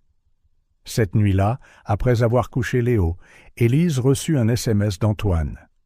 Il a laissé ça dans ma poche aujourd'hui. Il était suivi d'une photo d'un dessin. 3 personnages en bâton, le plus petit au milieu, tenant la main des 2 plus grands. En haut, d'une écriture d'enfant. Ma famille. Élise sourit en tapant. Il a une façon de faire tomber les murs, n'est-ce pas? La réponse prit quelques minutes. Oui, et peut-être que certains murs ont besoin d'être abattus. Allongée dans son lit plus tard, Élise réfléchit aux surprises de la vie. Quelques semaines auparavant, elle était terrifiée à l'idée qu'Antoine essaie de lui prendre Léo. Maintenant, elle l'aidait à devenir le père que son fils méritait. Il y avait encore un long chemin à parcourir. Antoine luttait toujours avec ses démons intérieurs et les fantômes de la désapprobation de son père planaient encore. Mais aujourd'hui, au parc, elle avait vu quelque chose de différent dans ses yeux. La détermination. La détermination d'un homme qui avait enfin trouvé quelque chose pour lequel il valait la peine de se battre. Et peut-être que c'était le vrai miracle. Non seulement la guérison de Léo de la pneumonie, mais la guérison d'Antoine de décennies de douleurs émotionnelles. Un sourire d'enfant à la fois. Antoine Moreau ajusta sa cravate pour la 10e fois en 5 minutes, fusillant son reflet du regard dans le rétroviseur de la voiture. L'invitation froissée à côté de lui semblait le narguer. Fête de l'école élémentaire, les petites étoiles. Venez découvrir la communauté de notre école. Ce n'est qu'une présentation scolaire, se murmura-t-il. Mais ses paumes moites sur le volant racontaient une autre histoire. Son téléphone vibra avec un message d'Élise. « Ne sois pas en retard, Léo est impatient de te montrer son projet. » Antoine prit une profonde inspiration et sortit enfin de la voiture. Le parking de l'école était rempli de SUV familiaux et de monospaces. Sa voiture de sport élégante semblait étrangement déplacée, tout comme lui. À l'entrée, des familles se rassemblaient, bavardant avec enthousiasme. Antoine pouvait entendre les rires des enfants et la musique venant de l'intérieur, mélangée au bourdonnement typique des événements scolaires. « Antoine !» La voix de Léo retentit au-dessus du brouhaha, et bientôt le garçon courut vers lui, vêtu d'un t-shirt couvert de peinture colorée. « Tu es vraiment venu ?» La surprise sincère dans sa voix fit se tordre quelque chose dans la poitrine d'Antoine. « Bien sûr que je suis venu, mon grand. Je ne manquerai ça pour rien au monde. » Élise suivait de près, souriant discrètement. « Je suis contente que tu aies réussi à quitter le travail plus tôt. » En fait, Antoine s'éclaircit la gorge, tripotant à nouveau sa cravate. J'ai fait annuler mes réunions de l'après-midi. Le regard surpris d'Élise se transforma rapidement en un sourire approbateur. « Eh bien, alors, prêt pour une visite complète de la classe de Léo ? Viens, viens. » Léo lui tira la main, le traînant pratiquement dans le couloir décoré d'œuvres d'enfants. « Je veux te montrer mon projet de science. » Antoine se laissa guider, s'émerveillant de la façon dont son fils saluait pratiquement chaque enfant et adulte qu'il croisait. Léo était clairement populaire, son charme naturel attirant les gens comme un aimant à sourire. « Bonjour, monsieur Moreau », les salua une jeune enseignante. « Léo n'arrêtait pas de parler de votre venue aujourd'hui. C'est l'un de nos élèves les plus brillants, surtout en maths. »« Tout comme son père », murmura doucement Élise à côté de lui, faisant ressentir à Antoine une soudaine vague de fierté à laquelle il ne s'attendait pas. La salle de classe était un kaléidoscope de couleurs et d'activités. Chaque enfant avait un espace désigné pour exposer son projet, et Léo rebondissait pratiquement d'excitation en montrant sa création. Un volcan en papier mâché qui entrait réellement en éruption avec du bicarbonate de soude et du vinaigre. « Très impressionnant », dit sincèrement Antoine en s'accroupissant pour l'examiner. « Comment as-tu appris à faire ça ? Ma maman m'a aidé à faire l'extérieur, mais j'ai fait les recherches sur la réaction chimique, » expliqua fièrement Léo. « Tu savais que les vrais volcans sont beaucoup plus chauds que la lave qu'on fabrique ?» Antoine sourit, reconnaissant sa propre soif de connaissance dans les yeux avides de son fils. « Savais-tu qu'il y a des volcans sous l'océan ?» Les yeux de Léo s'écarquillèrent. « Vraiment ? Comment ils ne s'éteignent pas avec toute cette eau ?» Ce qui suivit fut une discussion animée sur les volcans sous-marins, avec Élise observant affectueusement père et fils, plongés dans leur propre monde de découvertes scientifiques. « Monsieur et Madame Moreau ?» Une voix interrompit. « Oh, en fait » commença à corriger Élise, mais l'enseignante continua. « Nous aimerions discuter de la possibilité de faire passer Léo dans des cours de mathématiques plus avancés. Il est clairement au-dessus de son niveau actuel. » Antoine et Élise échangèrent un regard, réalisant tous deux qu'ils devraient commencer à prendre des décisions importantes ensemble. « Peut-être pouvons-nous fixer une réunion la semaine prochaine, » suggéra Élise, « pour que nous puissions parler de tous les détails correctement. »« Bien sûr, » sourit l'enseignante. « C'est merveilleux de voir des parents aussi impliqués.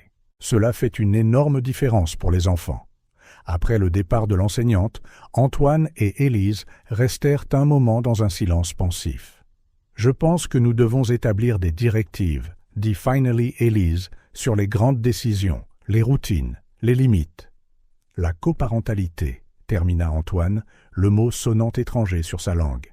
« Exactement. Que dirais-tu d'un café demain pour en discuter ?» Le lendemain matin, au café des Deux Magots, loin du bureau, ils commencèrent à jeter les bases de leur nouvelle dynamique familiale.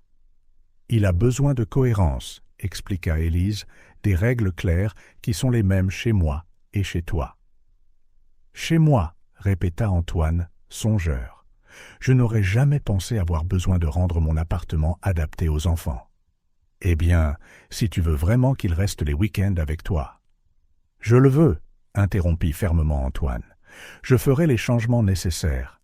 J'ai d'ailleurs déjà commencé. » Il lui montra des photos sur son téléphone, une chambre en cours de transformation, des murs peints d'une couleur joyeuse, un nouveau lit sur le thème des super-héros.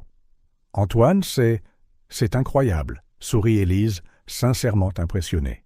« Il y a plus, » dit-il en passant à un document sur sa tablette. « Je mets en place des changements dans l'entreprise, agrandissement de la garderie, offre de congés parentaux prolongés, horaires plus flexibles pour les parents. » Waouh!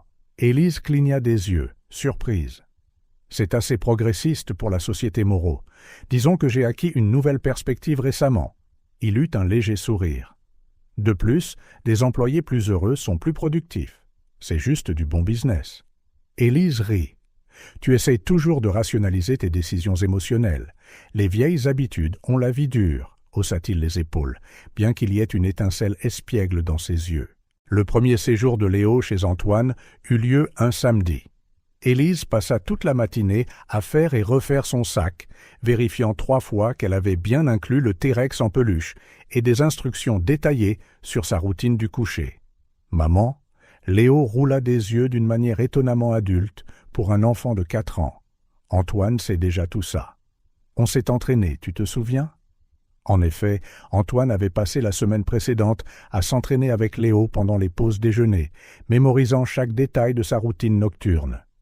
Quand la sonnette retentit enfin, Élise dut résister à l'envie de bombarder Antoine de plus d'instructions. Il avait l'air assez nerveux, bien qu'il essayât de le cacher. « Tout ira bien, » l'assura-t-elle, se surprenant de la confiance dans sa propre voix. « Appelle-moi si quoi que ce soit arrive, » répondit Antoine, puis il se corrigea. « Je veux dire, si tu as besoin, pas que tu en auras. »« Antoine !» le coupa gentiment Élise. « Vous allez vous amuser. » Et étonnamment, ils le firent vraiment. Les mises à jour par SMS qu'Antoine envoyait tout au long de la soirée montraient un Léo absolument ravi de sa nouvelle chambre, tous deux construisant un fort d'oreiller dans le salon, cuisinant des biscuits légèrement brûlés mais mangeables. Et enfin, Léo profondément endormi dans son nouveau lit, serrant son T-Rex.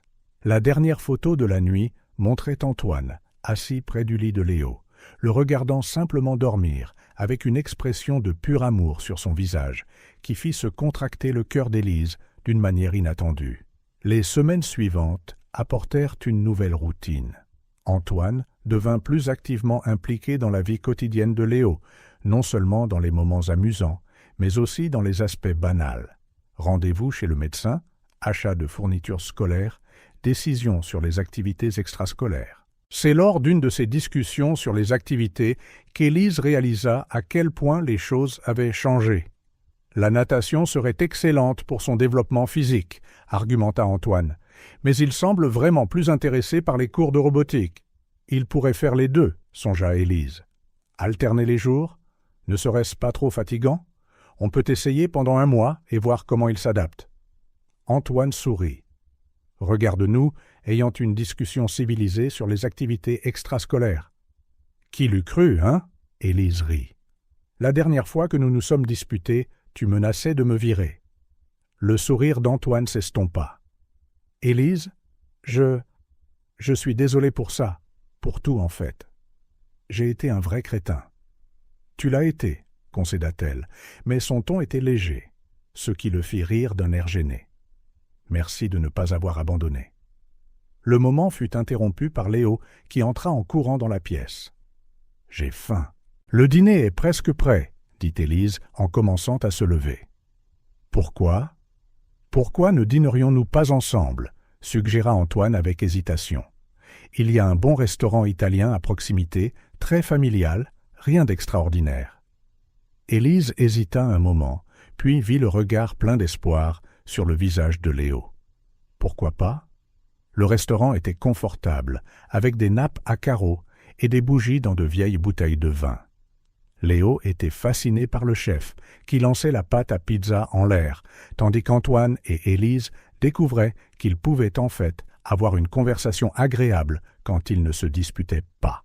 Alors j'ai dit à M. Johnson que les volcans sous-marins sont plus cool que les volcans normaux, expliqua Léo avec enthousiasme entre 2 bouchées de spaghettis. Vraiment? Sourit Antoine. Et qu'a-t-il dit? Que je devrais faire une présentation à ce sujet à la fête de la science. Waouh, c'est génial, mon cœur, s'exclama Élise. C'est quand la fête? Dans 3 semaines, répondit Léo, puis il regarda timidement Antoine. Tu peux venir?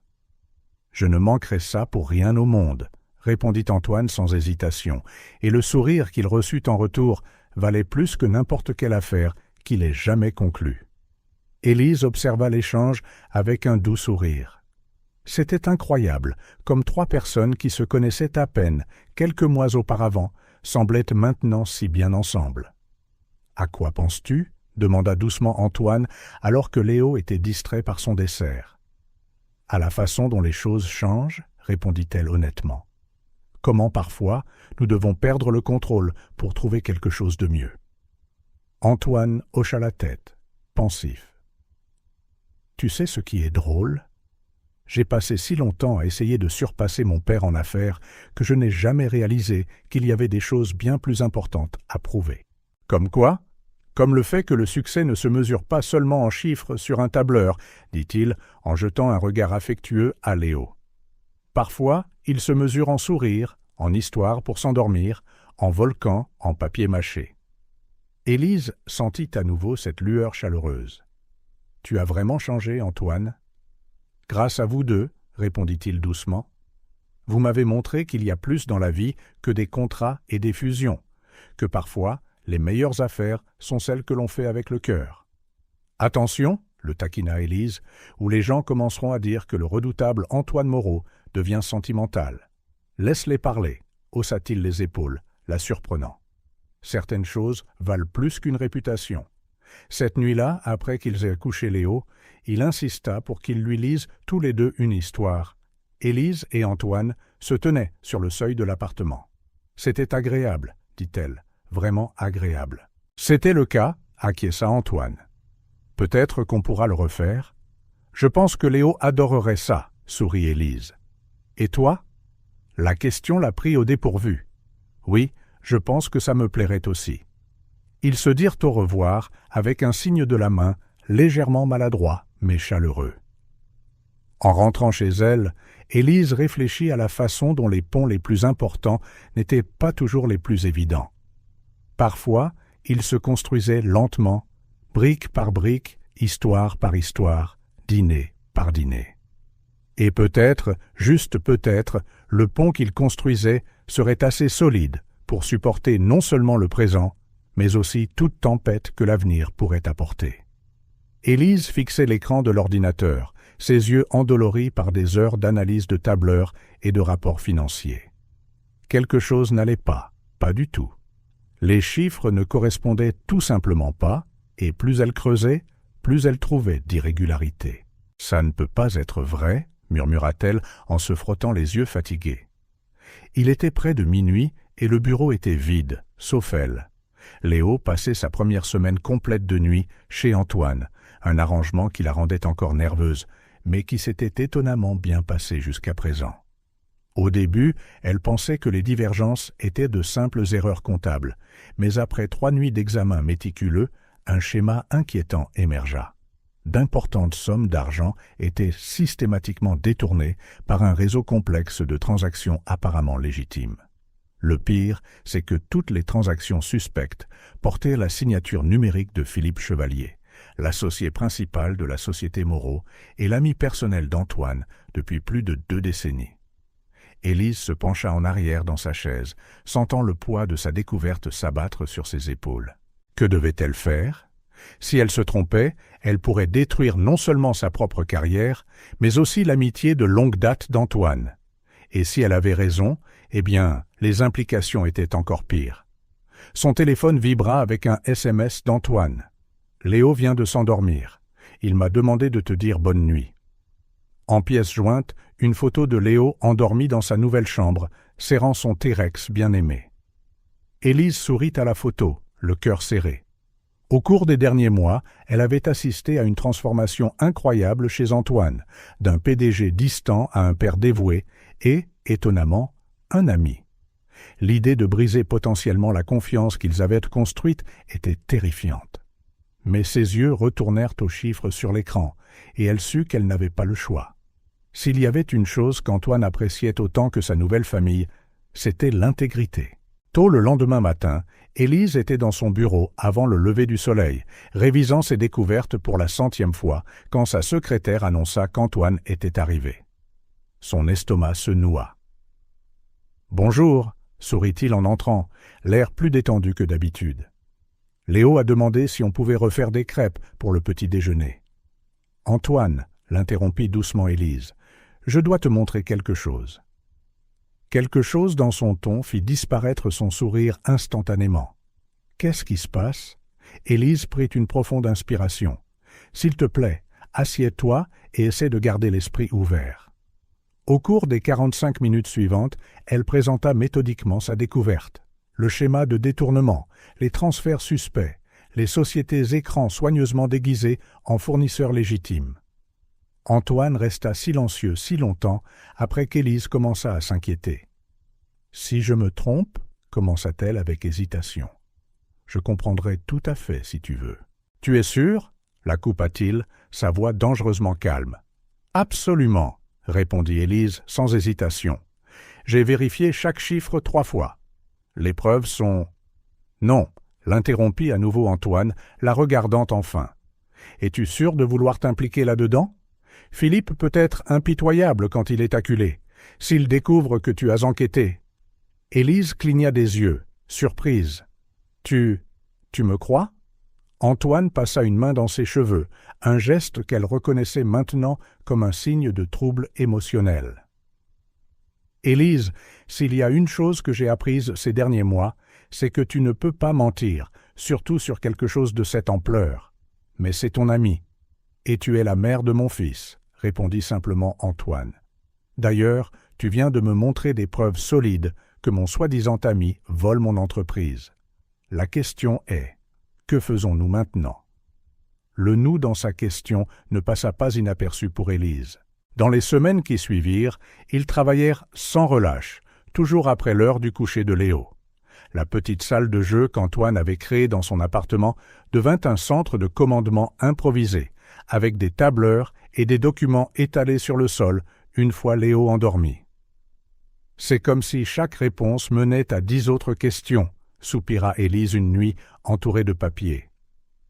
Antoine hocha la tête distraitement, l'ordinateur portable en équilibre sur ses genoux alors qu'il poursuivait une autre piste. « Je viens de trouver 3 autres sociétés écrans, toutes enregistrées aux îles Caïmans. Comment a-t-il réussi à cacher ça si longtemps ?» « Philippe a toujours été brillant avec les chiffres, » répondit amèrement Antoine. « C'est pour ça que je l'ai fait venir après l'université. Je pensais que son intelligence serait un atout. » Élise entendit la douleur dans sa voix. « Ce n'est pas ta faute, Antoine. Parfois les gens nous surprennent de la pire des manières, tout comme ils peuvent nous surprendre de la meilleure des manières, » dit-il en lui lançant un regard significatif. Le moment fut interrompu par un petit bruit dans le couloir. Léo se tenait à la porte, se frottant les yeux endormi. « Je n'arrive pas à dormir, » marmonna-t-il. « Je peux rester avec vous ?» Antoine et Élise échangèrent des regards rapides alors qu'ils commençaient discrètement à rassembler les documents éparpillés. « Bien sûr, mon grand !» sourit Antoine en ouvrant les bras. Léo grimpa sur ses genoux, regardant curieusement les papiers. « Vous faites des devoirs ?» demanda-t-il innocemment. Élise rit. « Quelque chose comme ça. C'est un projet de travail très important. Vous avez l'air heureux de travailler ensemble, » observa Léo d'un ton endormi, comme quand on fait des projets de science. Antoine et Élise se regardèrent par-dessus la tête de Léo. C'était vrai. Malgré la gravité de la situation, il y avait quelque chose d'étrangement réconfortant à travailler en équipe, à se faire confiance sur quelque chose de si important. C'est lors d'une de ces sessions nocturnes qu'ils firent la découverte la plus choquante. « Antoine » appela Élise, sa voix tendue. « Je crois que j'ai trouvé où va l'argent. » Elle tourna son ordinateur portable vers lui, révélant une série de transactions menant à une holding nouvellement enregistrée. « Phoenix Technologies » lut Antoine à voix haute, puis ses yeux s'écarquillèrent. « Oh, attends.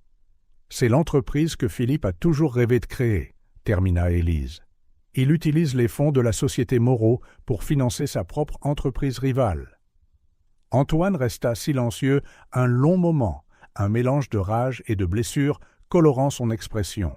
« 25 ans, dit-il enfin. 25 ans d'amitié, et il... » Sa voix se brisa. Avant qu'elle ne réalise ce qu'elle faisait, Élise s'assit à côté de lui sur le canapé, posant une main réconfortante sur son épaule. « Tu sais ce qui est pire ?» continua Antoine, la voix rauque. « Il était mon témoin de mariage.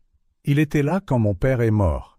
Il était la seule personne que j'ai jamais vraiment considérée comme de la famille avant. » Il s'arrêta, la regardant. « Avant Léo, » dit doucement Élise. « Avant vous deux, » la corrigea-t-il, la surprenant. « Vous m'avez tous les deux montré ce que signifie réellement la famille. La vraie loyauté, pas ça. » Une chaleur se répandit dans la poitrine d'Élise à ces mots. « Alors, que faisons-nous » Son utilisation du « nous » était naturelle maintenant, et Antoine semblait en tirer de la force. « Nous le confrontons, mais prudemment. Il a probablement un plan de secours. » Ils travaillèrent jusqu'à l'aube, élaborant une stratégie. Élise découvrit que regarder Léo jouer au super-héros lui avait donné une perspective unique sur les embuscades et les pièges. « C'est comme cette fois où Léo t'a surpris en train d'essayer d'échanger son vieux T-Rex contre un nouveau, » expliqua-t-elle. « Nous devons laisser Philippe penser qu'il a le contrôle jusqu'au dernier moment. » Antoine ne put s'empêcher de sourire à la comparaison. « Je n'arrive toujours pas à croire que tu as gardé le vieux T-Rex. Il est toujours bon d'avoir un plan B, » taquina Élise. Le plan qu'ils conçurent était complexe, mais élégant, utilisant les compétences comptables d'Élise et la connaissance interne d'Antoine des procédures de l'entreprise. Ils tendirent un piège qui donnerait à Philippe exactement ce qu'il voulait, du moins en apparence. Conseil d'administration extraordinaire demain, annonça Antoine le lendemain matin, sachant que la nouvelle parviendrait rapidement à Philippe. Je proposerai une restructuration complète de l'entreprise.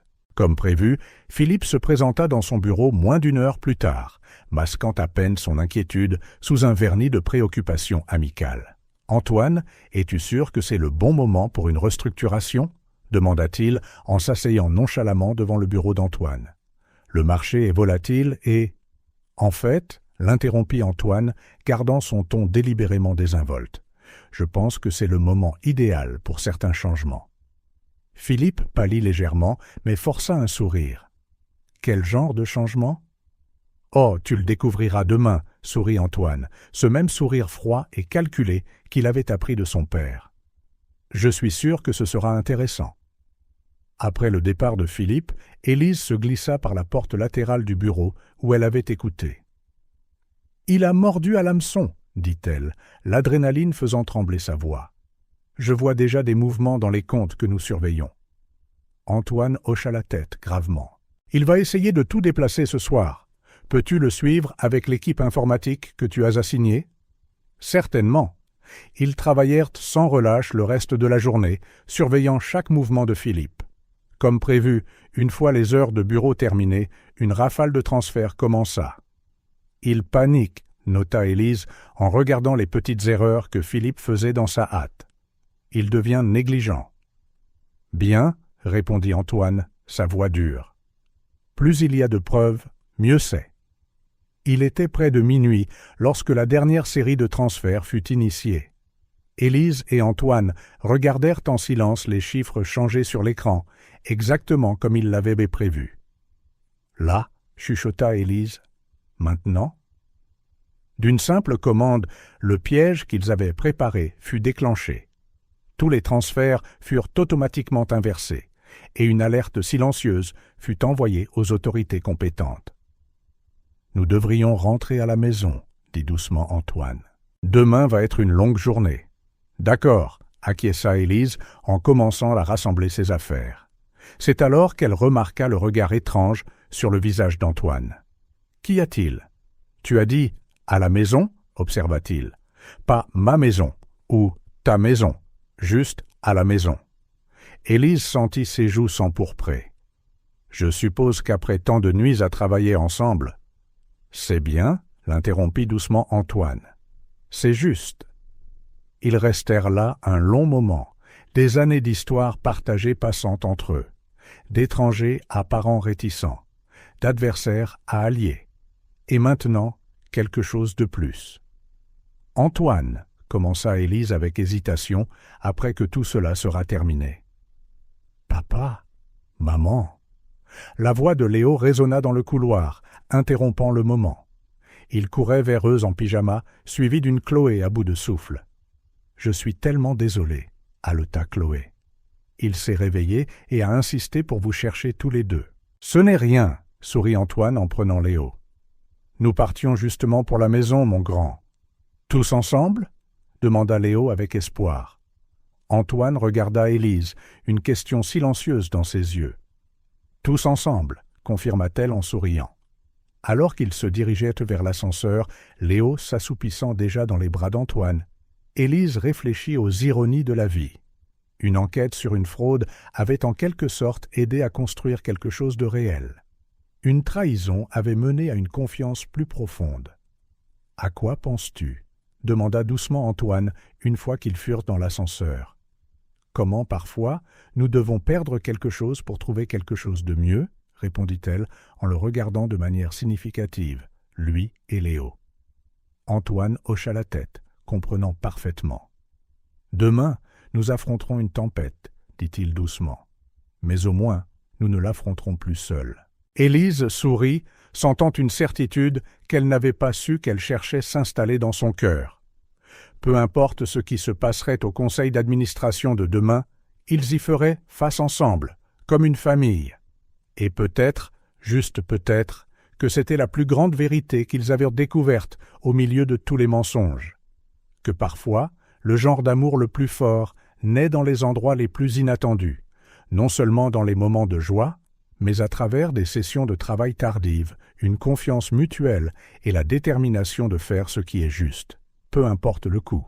L'auditorium de la Société Moreau était bondé. Les employés de tous les départements s'entassaient, chuchotant entre eux sur les événements dramatiques des dernières 24 heures. L'arrestation de Philippe Chevalier avait fait la une de tous les journaux financiers, et les rumeurs sur le rôle d'Élise Dubois dans la révélation du stratagème se propageaient dans les couloirs. Antoine Moreau se tenait sur scène, son costume impeccable comme toujours, mais il y avait un nouvel air en lui, une douceur rarement vue auparavant, combinée à une force qui semblait venir d'un endroit plus profond que la simple autorité d'entreprise. « Bonjour à tous !» Sa voix résonna dans l'auditorium, faisant taire les bavardages. Ces derniers jours ont été pour le moins difficiles. Il s'arrêta, ses yeux cherchant Élise au premier rang. Elle lui sourit de manière encourageante, Léo sur ses genoux, portant une version miniature du costume de son père, un cadeau surprise qu'Antoine avait laissé à son appartement ce matin-là. « Quand mon père a fondé cette entreprise, » continua Antoine, « il croyait que le succès en affaires signifiait des chiffres sur un tableur, des profits fulgurants, une expansion constante.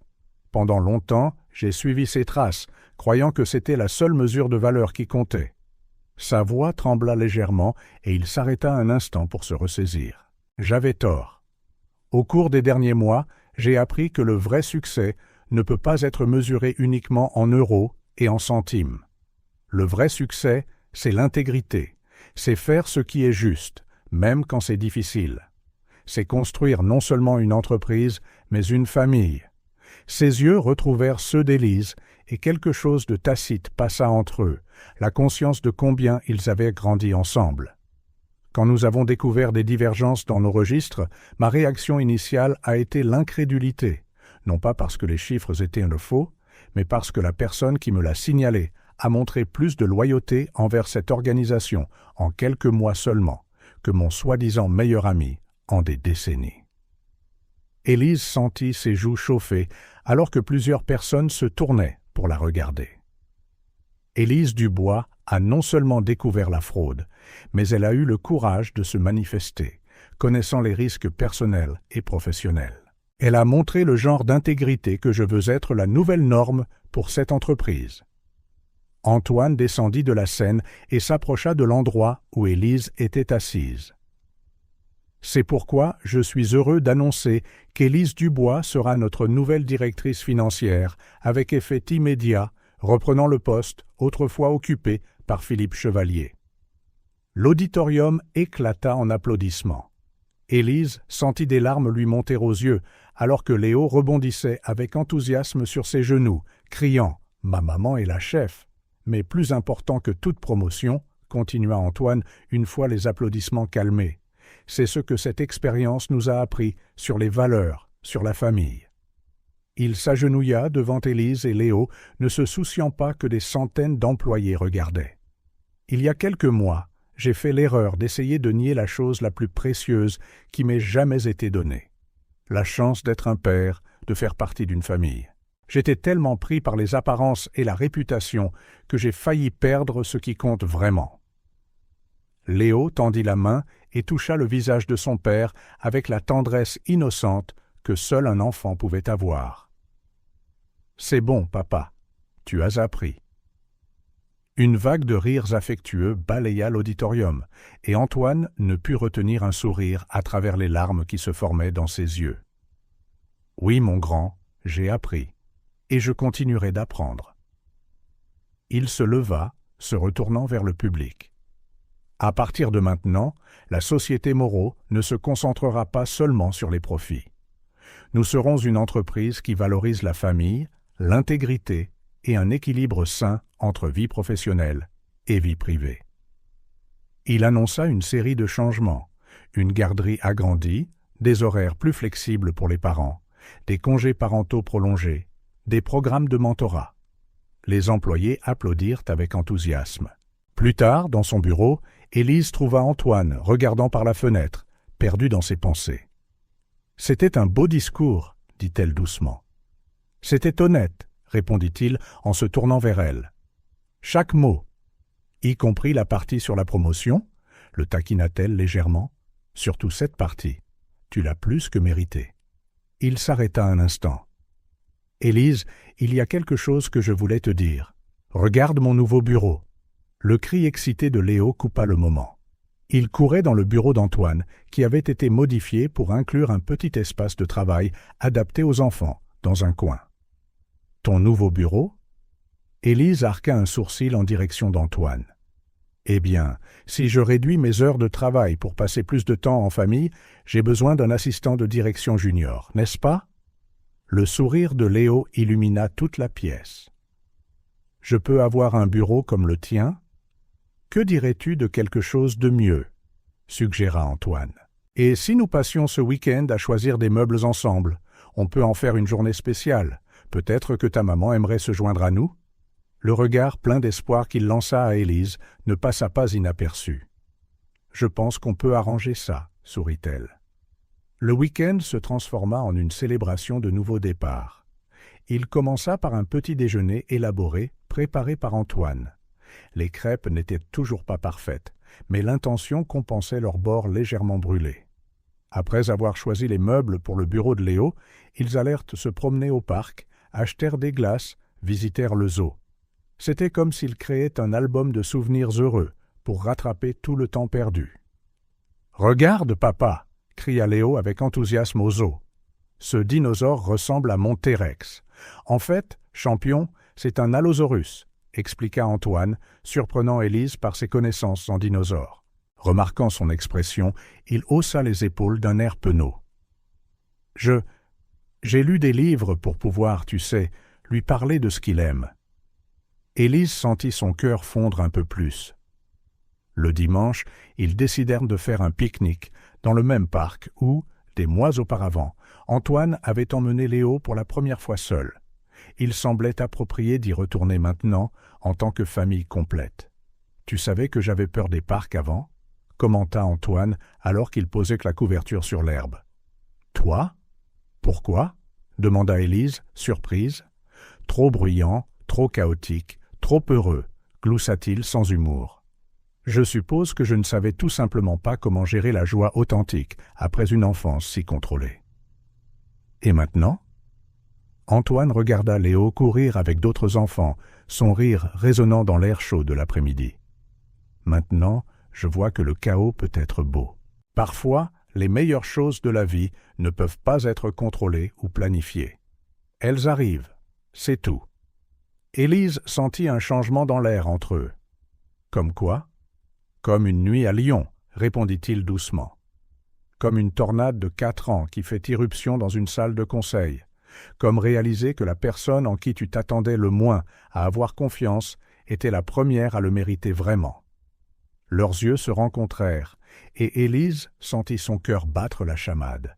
« Élise, Maman, papa, regardez ce que j'ai trouvé. » Léo arriva en courant, tenant fièrement une plume colorée qu'il avait dû ramasser quelque part. Le moment fut rompu, mais d'une certaine manière, cela n'avait pas d'importance. Il y avait du temps.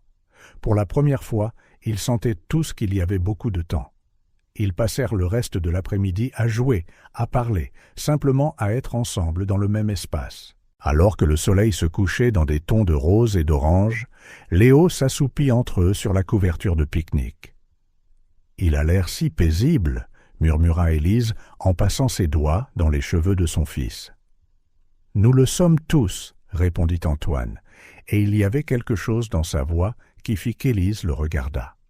Ses yeux verts, les mêmes qu'il avait transmis à Léo, brillaient d'une émotion tranquille. « Tu sais, j'ai passé si longtemps à courir après ce que je pensais être le succès, à amasser des richesses, à développer l'entreprise, à suivre les traces de mon père. » Il s'arrêta, jetant un regard sur la forme endormie de Léo, puis sur Élise. « Mais maintenant, je réalise que ma vraie fortune est ici. Vous deux, vous êtes ma véritable fortune. » Les larmes piquèrent les yeux d'Élise. « Antoine ?» « Laisse-moi finir, » dit-il doucement, « parce que j'ai mis trop de temps à dire ça, et je ne veux pas perdre une minute de plus. » Il prit une profonde inspiration. « Élise Dubois, tu m'as appris plus sur l'amour, la famille et l'intégrité en quelques mois que je n'en ai appris dans toute ma vie. Tu m'as donné le plus grand cadeau que l'on puisse recevoir, la chance d'être un père. Et maintenant, tu me donnes quelque chose de tout aussi précieux, la chance de tomber amoureux. Le cœur d'Élise avait l'impression d'être sur le point d'éclater. « Antoine, je suis complètement et désespérément amoureux de toi. Oui, sourit-il, le même sourire dont Léo avait hérité. Et cette fois, je ne laisserai pas la peur m'empêcher d'embrasser le bonheur quand il est juste devant moi. » Élise n'eut pas besoin de mots pour répondre. Son sourire radieux, aussi brillant que le coucher de soleil derrière eux, disait tout. Entre eux, Léo s'agita, un petit sourire sur les lèvres, comme s'il pouvait sentir le bonheur environnant même dans son sommeil. Et là, dans ce moment parfait, dans le parc, avec le ciel peint de couleurs de rêve et leur cœur enfin en harmonie, les trois formaient une image d'amour inconditionnel. Non pas l'amour immaculé des contes de fées, mais un amour réel, construit sur les erreurs et le pardon, sur les choix quotidiens d'être meilleurs l'un pour l'autre. Car parfois, les plus grands trésors ne sont pas enfermés dans des coffres forts ou mesurés par des chiffres. Parfois, ils se trouvent dans des sourires endormis, des crêpes légèrement brûlées, des je t'aime chuchotés, et des familles formées non par le sang ou le devoir, mais par le choix et la dévotion. Et c'était, sans aucun doute, la plus grande des rédemptions.